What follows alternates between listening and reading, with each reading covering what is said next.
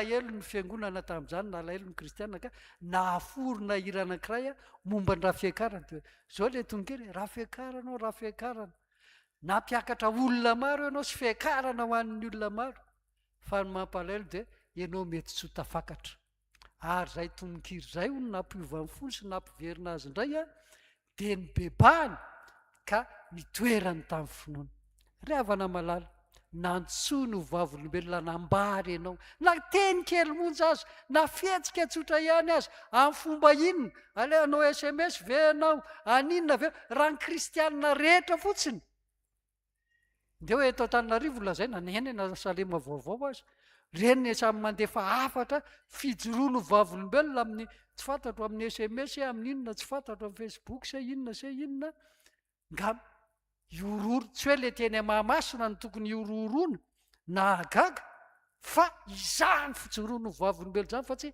ny fisehosehoana akory ka ohatran'izany le fandehany alao ajanontsika eo iny fa miantso atsika ho vavolombelona ny tompo ary zany indrindra no anoizan'ny atokopihira zao a ny amin'izany afatra tokony ho toetra amintsika maneho ny anjarantsika eo anatrehan'Andriamanitra zany.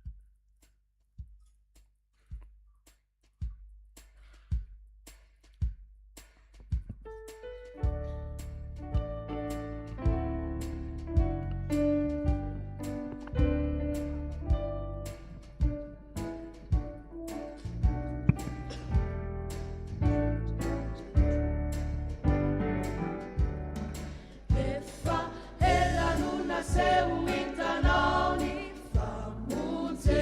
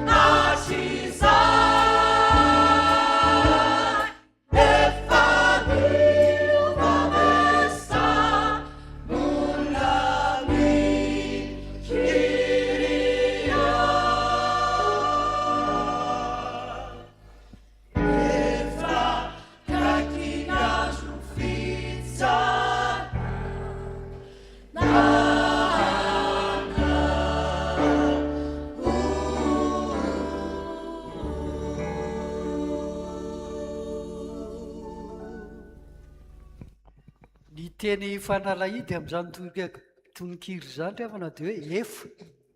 Inona no efa? Ny vitan'Andriamanitra atao amin'ny Kristy no efa.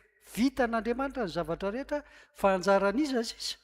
Anjarantsika izao dia mahiretsika mba hijoro ho vavolombelona. Ka hijoro ho vavolombelona ninona? Hoy ny teny izay voambaraka iangano izao toriteny izao manao hoe izay olona mahatoky dia manambara ny rariny. Inona zany no andrasana amintsika? Mazava zany andrasana amintsika zany ny aninona? Ny anambaran'ny rariny. Izay ilay izy ry havana, ny anambaran'ny rariny. Amin'ny teny fototra ny